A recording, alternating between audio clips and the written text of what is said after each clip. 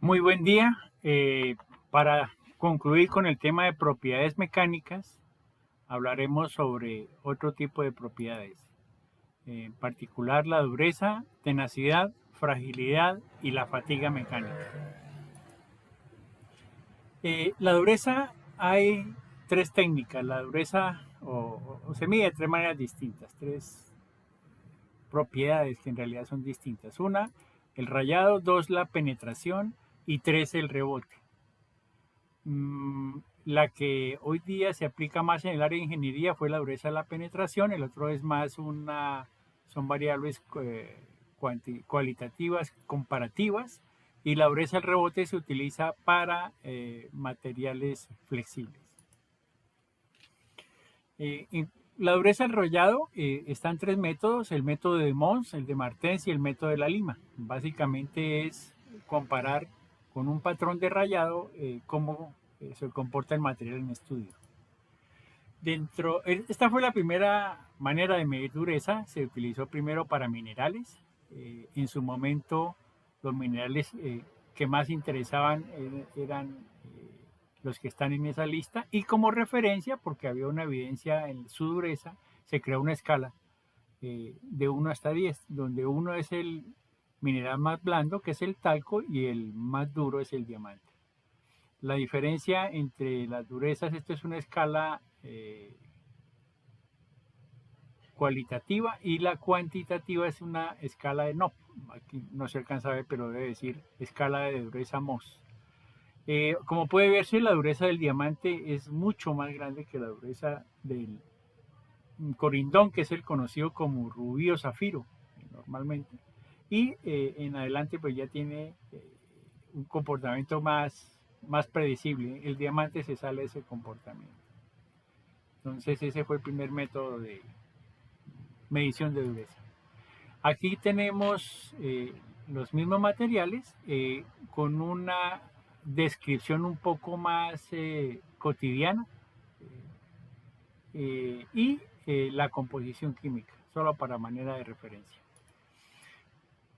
Mientras que para la dureza al rayado se mide hay la técnica de Martens. La técnica de Martens es un cono de diamante con ciertas dimensiones particulares y tiene un ángulo, es un cono, es una pirámide, perdona, es una pirámide, y lo que se hace es rayar una superficie y ver qué tan profundo, qué tanto penetró. Luego se hace a una velocidad determinada, luego se mide esta huella, el valor de A, y a partir de A se halla la dureza Martens. Mientras que la dureza a la lima, se tiene limas de distinta dureza y se van intentando rayar el material, y la que no lo raye, pues esa será, la anterior será la dureza correspondiente al material que está en estudio. La dureza en la penetración es la que se utiliza hoy día, y están estas cuatro técnicas, que las cuatro técnicas dependen del tipo de material, del tipo de penetrador o identador que se use, y del material, tanto que se va a analizar como el material del identador, y el identador en particular de la forma también depende. Vamos a ver, esto es una máquina, un durómetro. Básicamente es un tornillo que tiene acá una superficie donde se va a colocar la probeta, y en la parte superior se coloca el durómetro, el identador o penetrador, que es el que va a penetrar acá. Esto se coloca con una carga inicial, después una carga definitiva. Esa carga depende de la técnica y depende del material que se utilice. También hay durómetros digitales. Este es un durómetro Short, y aquí hay un durómetro para medición de caucho, uno análogo, el uno digital, y lo que se hace es que el identador, que es esta pieza, se penetra, se acciona, se pulsa, él penetra y nos da una escala. Esto es valores aproximados. Aquí vemos un video. Primero, dureza Roswell. Tiene un identador cónico en principio. Se pone una carga inicial, y luego sí se hace la carga definitiva durante un tiempo en específico. Estos son identadores esféricos, normalmente de aceros muy duros. Igual lo que se busca es ver qué tanto penetra, se mide el diámetro de penetración del círculo que queda marcado y a partir de eso se establece la dureza. Entre más penetre, pues obviamente es más blando el material. Aquí vemos unos análisis para una viga, para una varilla estructural. Aquí está un microscopio, ese microscopio nos muestra en pantalla cuánto es el diámetro, se mide con precisión y nos da la escala de dureza. Este es el identador cónico. Igual mide la huella, la longitud de la huella, el diámetro de la huella porque es cónico redondo, que así se establece la dureza en cualquier caso.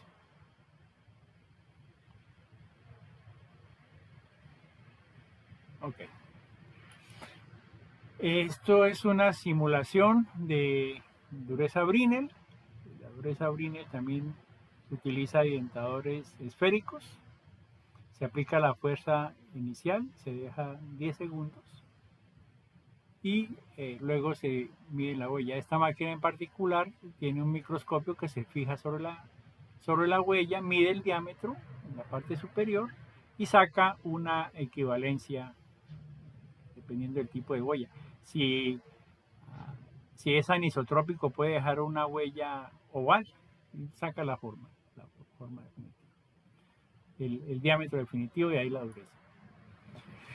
Aquí vemos distintos tipos de ensayos. Por ejemplo, aquí hay una escala NOP, aquí la escala Brinell, la Rockwell B. De Rockwell hay varias, A, B, C, D. Y esta es la escala de Mohs. En el extremo está el diamante, estos son valores cuantitativos. Como puede verse, las durezas son para ciertos intervalos específicos. Aquí tenemos acero niturados, herramientas de corte, herramientas duras, aceros fácilmente maquinables, bronces y aluminios y la mayoría de los plásticos. Aquí tenemos, es la misma escala, pero aquí hay se establecen algunos elementos más conocidos, por ejemplo, pistas de rodamiento, lo que conocen como balineras, pernos, hojas de sierra, un gato hidráulico, una llave fija, una lima, fundición gris, aceros de bajo contenido de carbono, fibra óptica, etc. Y están las distintas escalas. Short, Brinell, aquí está la misma escala que está acá, y la dureza Mohs. Aquí tenemos los distintos ensayos. Esta es una guía, por ejemplo, este es el ensayo Vickers. Vickers utiliza pirámides de diamante. La carga que se utiliza es de 10 kilos y es para materiales duros. Y así con cada una. Aquí están las 6 tipos de medición Rockwell, cada una con su identador o penetrador. Conos de diamante, bolas de un 16avo de pulgada, bolas de un octavo y la carga que se utiliza para el ensayo y para qué materiales se utilizan. Aquí tenemos una NOP. Entonces, la NOP también es una pirámide de diamante, pero hay que fijarnos que el diamante va en otra dirección. La carga es de 500 gramos y se utiliza para todos los materiales. Brinell, esférica. Rockwell, que hay cónica y esférica. Y aquí está la carga, cómo se hace el proceso. Primero una carga mínima de penetración, después sí se hace con la carga definitiva. Luego se mide la profundidad que se logra entre los dos y a partir de ahí se mide la dureza. Aquí tenemos un resumen de los identadores. Esta es una esfera para Brinell, para Vickers esta es una piramidal y para una Rockwell hay una cónica. Aquí hay una pequeña simulación de un identador NOP, es una piramidal, tiene un eje más largo que el otro. Se toman las dos mediciones, la profundidad se puede calcular con las longitudes y ya. A partir de ahí se saca la dureza del material. Esto cumple unas fórmulas, por ejemplo la dureza Brinell utiliza un identador que es una esfera de acero o de carburo de tungsteno de 10 milímetros. Este D es el diámetro de la esfera, D minúscula es el diámetro de la huella, se mide desde la vista superior. La carga es P y aquí está la dureza Brinell, que es 2 veces P sobre pi por D, etc. Para cada una hay una fórmula, dependiendo del tipo de ensayo que se haga. Aquí tenemos la normatividad, hay normas internacionales que nos dicen la técnica y que la describen en detalle cómo debe ser aplicada, los márgenes de carga que utiliza cada uno de los tipos de ensayo. Aquí hay una equivalencia entre medidas de dureza, el diámetro Brinell, dureza Brinell, Rowell, etc. Short y como dato complementario la resistencia a la tracción que tiene el equivalente. Aquí hay algunos metales para ingeniería con distintos tipos de dureza. Aquí está Rowell C, Rowell B, Rowell A, Vickers, Short, etc.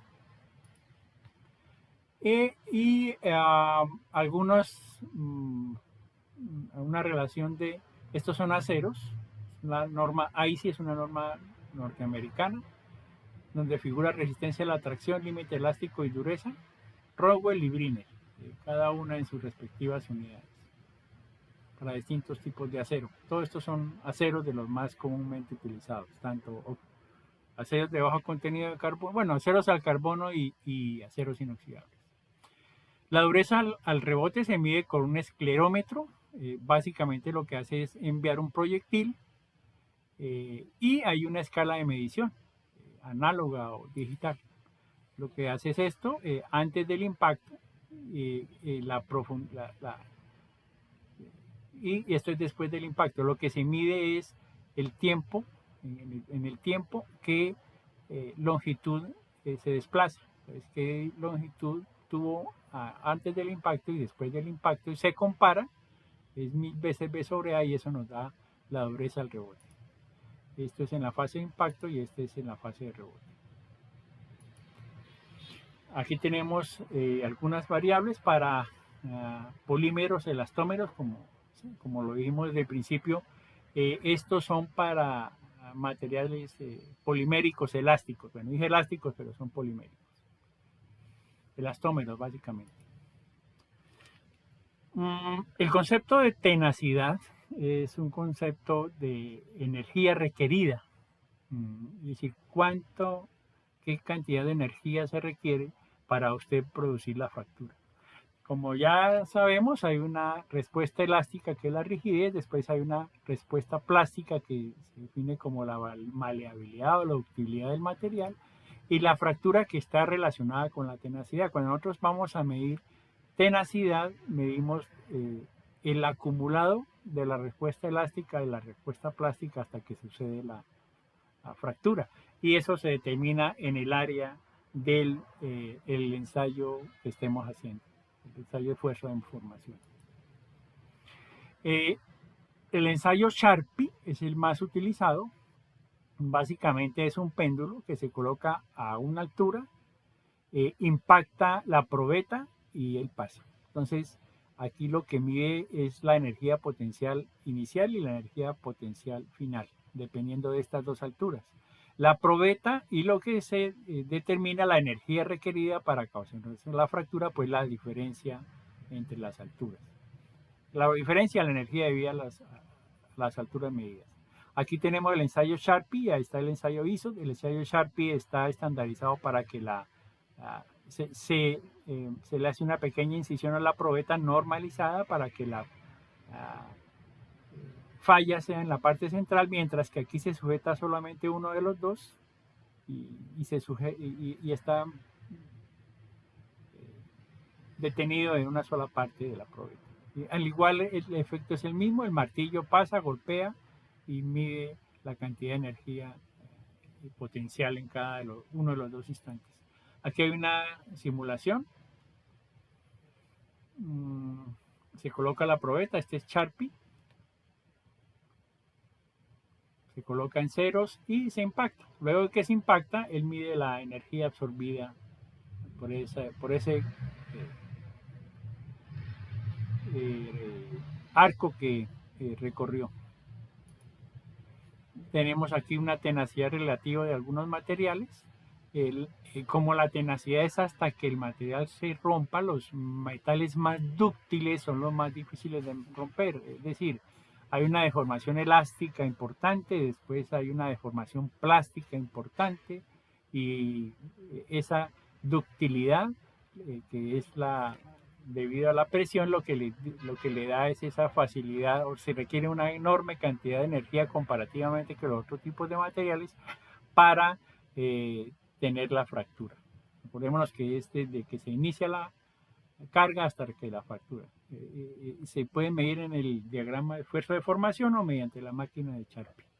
Aquí están compuestos, la fibra de vidrio es la que tiene más alta tenacidad y las maderas al final. Aquí están polímeros y estos son cerámicos. Trato de decirles, bueno. La tenacidad, como todas las variables mecánicas, se ven afectados por la temperatura. Aquí tenemos aleaciones de acero dúctil con distinta composición, 2.4% en peso de silicio, etcétera, silicio, níquel, aluminio, y vemos cómo cambia la energía de impacto medida en la máquina Sharpie para distintas temperaturas. Ahí pues se puede ver que en la medida que aumente la temperatura, la energía requerida es mayor, pues porque aumenta su ductilidad. El otro concepto que debe quedar claro es el de la fragilidad. Son dos conceptos complementarios. Uno, cuando un material es dúctil o cuando un material es frágil. Cuando el material es frágil, hay una mínima reducción del diámetro y la fractura típico es así, es esto. Se ve de esa forma como está aquí en ambas partes. Mientras que cuando la deformación es dúctil, el material es dúctil, hay un acuellamiento, es decir, se va reduciendo debido a la elasticidad y a la plasticidad del material, se va reduciendo su diámetro y va habiendo una separación entre los átomos de las partes inferior y superior. Estos son análisis de tracción, para aclarar. Y al final, esta es una falla típica. Lo último que se rompe son los extremos, el diámetro más extremo. Esos son los últimos átomos que se separan, los que permanecen con los últimos vestigios de esa cohesión interna. Y esa es la fractura tipo de un material dúctil. Mientras que un material frágil se ve ese jaspeado, esa superficie totalmente rota y quebradiza, por lo que es un material que no sufre deformación, muy poca deformación plástica y elástica. Si uno revisara la fragilidad, entonces un material que es muy frágil tiene una gran pendiente, y tiene muy poca deformación plástica, perdón. La deformación elástica, el coeficiente es bastante pronunciado, el módulo de Young, y no hay deformación plástica como en un material dúctil. La fatiga es un concepto que se refiere a cargas que son cíclicas, periódicas, fluctuantes, que están en movimiento permanente. Este es el tipo de ensayo a la fatiga por torsión, en el cual hay una pieza que gira y la otra está fija. El continuo ir y venir, al rotar el uno sobre el otro, lo que causa son fuerzas de tensión y compresión de manera alternada en la probeta. Aquí vemos cómo se hace. Esta es una vista lateral, hay un peso y ese peso lo que hace es mantener, no dejar que vibre, sino que se mantenga, eliminando la vibración, se mantiene horizontal, lo más horizontal posible, solamente debido al movimiento de rotación alterno que va en ese eje. Esta es la forma, las probetas, como siempre, están totalmente estandarizadas. Esta fatiga mecánica es el resultado, bueno, al final es un resultado de tipo mecánico, voy a explicar, porque hay distintas fuentes.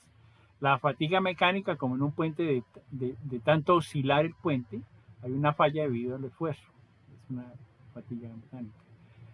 Pero la fatiga térmica, por ejemplo, cuando en una resistencia se calienta y se enfría, por esa razón un bombillo incandescente se rompe, porque el calor produce una dilatación. Esa dilatación, cuando se disminuye la temperatura, se contrae y al final hay un movimiento mecánico sobre los átomos de dilatación y compresión, y eso es lo que causa al final la fatiga por una fuente térmica, pero que al final, como es evidente, se debe al esfuerzo de expansión y compresión de las moléculas ocasionado por el cambio de temperatura. Y la fatiga por corrosión. La corrosión es un proceso electroquímico en el cual también hay diferencias de potencial. Esa diferencia de potencial causa calentamiento, y como siempre cualquier material, ya sea en fase sólida, en fase líquida, cuando hay calentamiento hay expansión y compresión. Normalmente los materiales que se utilizan aquí son muy reactivos, y esa dilatación y compresión debido al calentamiento producido en la emisión de energía eléctrica, esa expansión y compresión son los que causan al final la corrosión. Como puede verse, todos tienen distinto origen, pero la respuesta es, la fatiga al final es por una variable de tipo mecánico, expansión y compresión, o dilatarse y contraerse como una situación netamente mecánica. Aquí tenemos varias máquinas de ensayo. Esta es una máquina de ensayo a torsión que se puede controlar el ángulo, la frecuencia, la amplitud de giro, y se puede definir la forma de la onda, si es sinusoidal, en forma de coseno, etcétera. Cualquiera de las formas es posible graduar esa máquina. Y lo que se mire es hasta cuántos ciclos soporta eso. Esto se realiza en todos los materiales. Aquí vemos un ensayo de fatiga mecánica. Un fabricante responsable haría ensayos permanentes. Sabemos, por ejemplo, que el calzado, una de las principales fallas que tiene es en la suela, en esta parte, porque es donde más se dobla, se contrae, es un esfuerzo mecánico, y en donde falla la cohesión entre las moléculas del polímero, y lo que se hace al final es romperse por ahí. Esa es la fatiga debida al proceso cuando se camina. Esto que tenemos acá es un manubrio de una bicicleta. Si es una bicicleta de montaña en la cual está expuesta a que un deportista con su peso lo soporte sobre el manubrio, entonces hay un esfuerzo cíclico, permanente, periódico, que al final va a ocasionar algún tipo de fatiga, y el fabricante debe asegurarse de que esa fatiga y de que esa carga pues no vaya a ocasionar la rotura del material, que sería mortal en algunos casos. Aquí vemos otro tipo de esfuerzo a la fatiga en un esquí, normalmente de fibra de vidrio, fibra de carbono, originalmente eran de madera, y se somete a un examen, a un análisis de flexión permanente, que es el movimiento que tiene cuando se están utilizando. Estas máquinas todas tienen esas variables, se pueden fijar: frecuencia, amplitud, longitud, carga, etc. Para concluir, tenemos este diagrama. Es el diagrama resumen. Ya hemos visto que hay una región lineal donde hay una deformación reversible. Aquí es donde se habla de la resiliencia. Está el esfuerzo de fluencia, que ya vimos cómo se calcula. Normalmente, si tiene muchas variaciones, lo que se saca es una media. Y aquí está la deformación plástica propiamente dicha. Aquí es donde se habla de elasticidad, aquí se habla de plasticidad perfecta o fluencia. De este punto hasta la carga máxima está el endurecimiento por deformación y aquí la estricción y la fractura. Esto nos resume todo. Ahora, si nosotros vamos a hallar por áreas, entonces lo que miramos es que la resiliencia es esta área que está aquí. Calculamos el área bajo esa curva. Si queremos hallar la energía de fluencia, calculamos el área en esta curva. Y si queremos calcular la tenacidad, calculamos el área desde el principio hasta el fin. Para esto se utiliza pues el cálculo integral. Yo he diseñado algunos ejercicios sencillos con figuras como de este tipo. El gráfico muestra el diagrama de fuerza de formación de un metal sometido a tensión. Entonces se supone que esta es la zona elástica, que aquí está la zona de formación perfecta, de fluencia, perdón, de fluencia, y aquí está la parte de formación plástica. Entonces, el ejercicio consiste en hallar pequeñas áreas con figuras geométricas sencillas y determinar módulo de elasticidad, energía de fluencia, resistencia a la excedencia, esfuerzo de fluencia, resistencia a la rotura, energía de resiliencia, tenacidad, resistencia máxima, límite de proporcionalidad y esfuerzo último. En algunos casos es la misma medición, pero con distinta denominación, como está en todas las diapositivas que se han comentado en este video. En este video y en los anteriores que tienen que ver con este tema. Entonces, recomiendo que este tipo de ejercicios se hagan para aumentar la comprensión de lo que se ha tratado en estos 3 videos sobre propiedades mecánicas. Eso es todo. Muchas gracias.